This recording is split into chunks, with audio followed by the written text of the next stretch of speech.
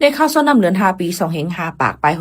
69ในเนี่ยจึงเตไม่แห้งเตอมาติติวาเนี่ยนั่นค่ะย้อนฝากฟังไว้ปันปอแม่พี่น้องเขานั่นเนี่ยค่ะย้อนดูว่าลมใหม่จันลมอันเฮาคาคบทบอยู่นั่นเนี่ยค่ะเดมีสูงถึง42 43เนี่ยค่ะเนาะโยก็เพราะว่าตั้งใหม่อันในตัวก้นเฮาค่ะอันถ้าพูดอะไรนั่นเดถึงมีมา60ถึง63องศาเซลเซียสนั่นรู้ก่อนในนั่นค่ะมันจังเป็นตั้งเป็นฮิสโตตั้งเป็นลมแหลดกันไล่ในนั่นค่ะก็นั่นแหละเฮาค่ะรู้เลยฟังไว้นะคะช็อก5ในนั่นค่ะเนาะไม่แห้งเตอปนตีนเนี่ยแผวตั้งเป็นลมแหลดนะคะโยก็เป็นนูขึ้นนะคะเนาะโยก็คือมอยไหลง่ายเต็มเจ้าในค่ะล็อกไล่เฮกังแต่ได้หับมือมันเพราะว่าไม่แห้งเตอเนี่ยแผวนั่นถูกลีเลยเฮ็ดจังหือในนั่นค่ะก็รู้เลยใกล้ๆกินน้ำในนั่นค่ะหมอก15ถึง20เม็ดในใกล้ๆกินน้ำปั้นเนี่ยค่ะเนาะโยก็ใส่เสื้อโคอันสีมันหลุดเลียดนั่นค่ะนะเนาะสีอันที่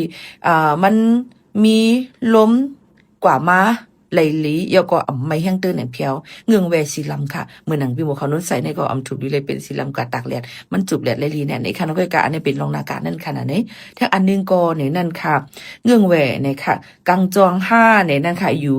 ตีในเฮือน5กว่าอยู่ที่ในกลางปางอันมีเหลียดแห้งๆนั่นไหนค่ะ